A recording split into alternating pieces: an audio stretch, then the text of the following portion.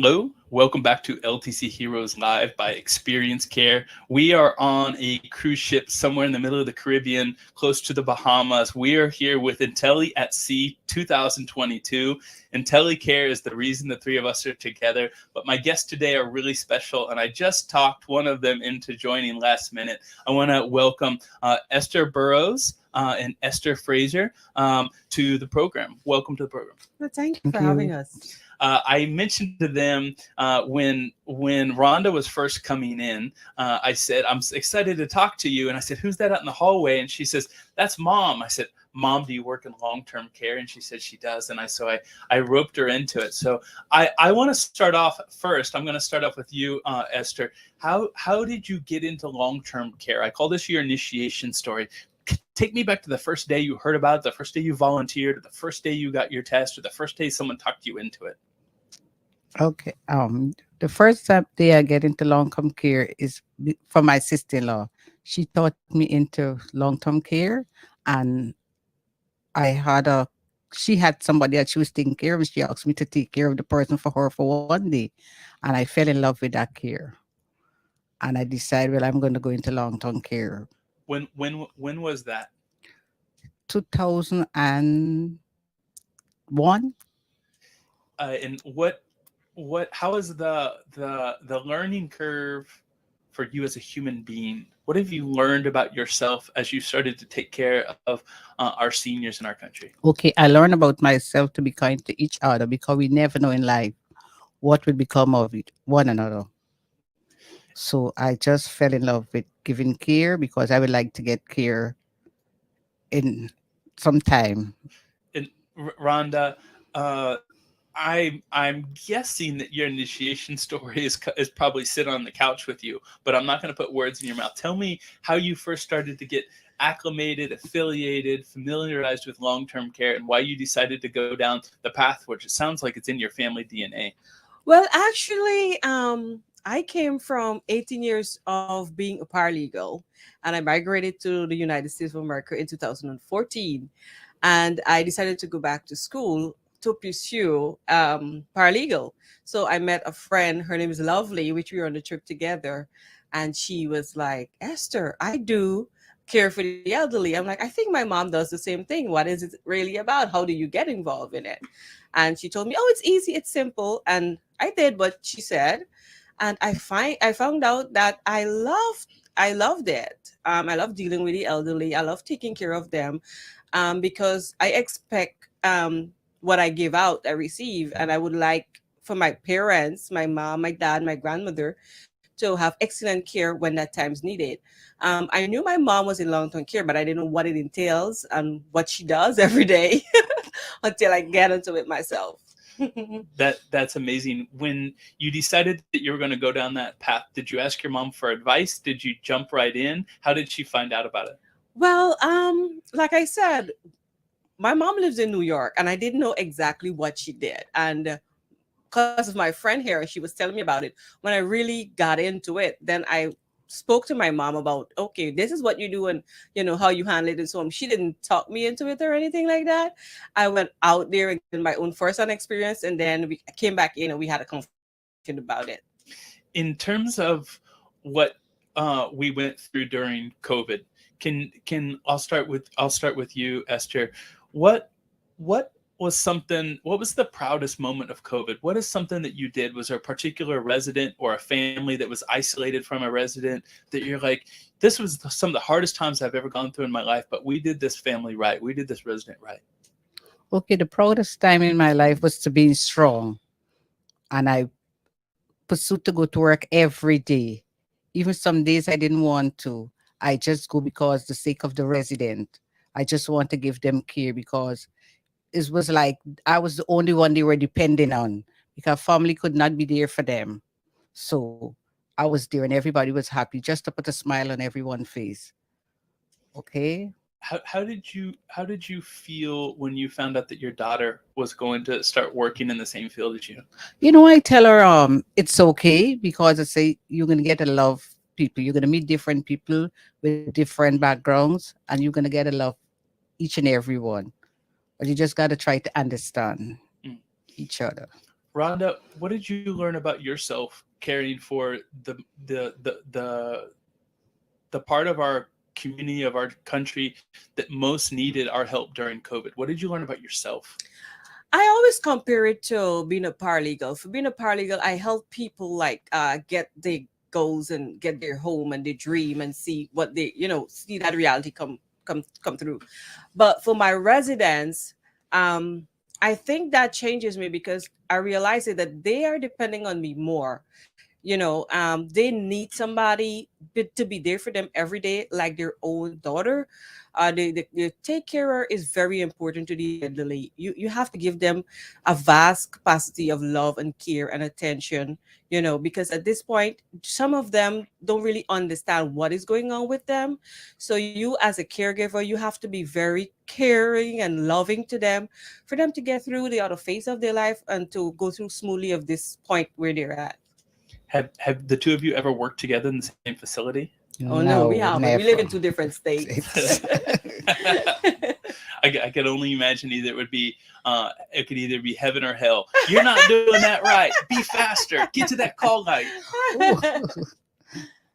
Uh, a follow-up question, I guess, that I want to ask you is, and this is related to the staffing crisis. One of the things that I like most about working as a CNA is the intangibles that I learned from working with the elderly population. What are the intangibles that are hard to explain to people who don't work in our industry that you absolutely love? How would you describe those intangibles? I would say one of the things is being curved in with these residents as our own family and getting to love them so deeply as your own, because you don't have to be blood related to have that connection to them and love them that much. When you care for them every day, you have no other reason just but to fall in love with them. And it's very easy for you to become so attached to them that you go above and beyond to make sure that they have the best care ever. And you, Esther, anything that you would add to that? well, I would add that the resident look up to us as a caregiver to give them the best. The family member involved in it. It's not only the resident, the family member involved in it. And everyone would like to be treated with respect. And so I treat everybody with respect, included resident and family member. And I give them the best care and love. And I be professional with my residents. Um, I want to ask you a question about wearing scrubs. One of the previous nurses that I interviewed, she talked about post-COVID, post-pandemic, wearing scrubs. People come up to her and thank her. When I wore my scrubs, when I did my certification, I realized that people looked at me differently. Different, yeah. Is that the same case for you? And how do you feel when they talk to you and thank you? Well, it's really at this point, at the COVID point, people started recognizing healthcare workers more importantly, and the gratitude grew, and the understanding of what we do on a daily basis was like came alive to some family members, because at that point they can only depend on us to tell them what's going on with the residents or give them the some family members they comes in every day, and at that point when they couldn't come to see their loved one, they were depending on us to give them the feedbacks and to take care of them, in the way that they would if they're there. And the family members were very, very grateful and thankful, just like how the community at large grew to love us and care for us and embraced us. So it was good to be finally recognized at the hard work that we do as caregivers and to have that kind of support in the case of COVID, which nobody knew what was happening and everybody was afraid of it, but they kind of embraced us and give us that support. I tend to ask this question to everybody, but I get a varying amount of answers. If you had a young, 16 or 17-year-old girl in your neighborhood who comes up to you and says, "I'm interested in being a CNA. I'm interested in working in long-term care," what advice would you give them? And I'll start with you, Esther. Okay, I would give them advice and say that is a good is a very good experience to get to work with the elderly and even the young people, to give care, because every care is special and everybody is special and everybody needs care at some point of time. So I would encourage them to go along, pursue, get your nurse's license, go to school, get your nurse's license, and just do what is good for you, what you think. And you, Rhonda, anything you would add? I would say when somebody come to me, ask me about getting into the nursing field, about giving care, they already have something in them that attracts them to that. And I will let them follow their heart and just give them some guidance of how to go about achieving it and the red lines, and how to pursue Good it, dear. and definitely encourage them. I want to know, why did you come to this community? You all are part of a cruise, a bunch of nursing professionals, hundreds of us dancing last night. What's unique about coming together with like-minded individuals? Why did you come to join the cruise with IntelliCare? Well, I would say to joining the cruise, it was something that I was planning for my mom, like before COVID hit, for her birthday. And it so happens that on this year, it fell, her birthday was the 6th and Mother's Day. And here we have Nurses Week. I want an awesome way to celebrate her birthday, Mother's Day, and Nurses Week, because she has given a lot back. And I felt this cruise was the perfect gift for Mother's Day, birthday, and Nurses Week. Mom, how does it feel to be on a cruise and celebrate with your daughter, and coming out of such a difficult time, but being able to have smiles on our faces in the sun? Well, I had always wanted to be on a cruise, go to a cruise. I was trying to save my money to go on a cruise, but my daughter gave me the surprise that she would take me on a cruise, and I'm so grateful and thankful for what she have done for me, and I'm proud of her.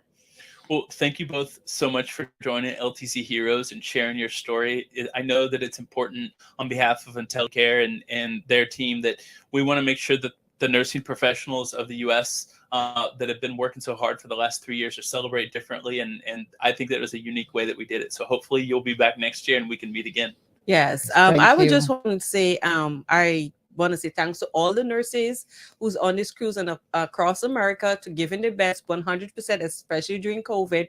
We didn't know what we were dealing with, but everybody stood their ground and gave their best and support and love our residents through and the family members. 100%. Thank you. Thank you.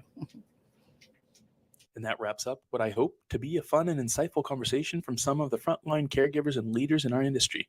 A special thanks to IntelliCare, who made this event possible. This interview and many others this week were held at an event called Intley at Sea for Nursing Professionals Week cruise, held from May 9th to the 13th of 2022. IntelliCare set sail to reimagine and celebrate a new type of Nurses Week. IntelliCare, thank you for supporting our nurses. Now head over to www.ltcheroes.com/community and let's do care better together today. LTC Heroes is more than a podcast. It's a community.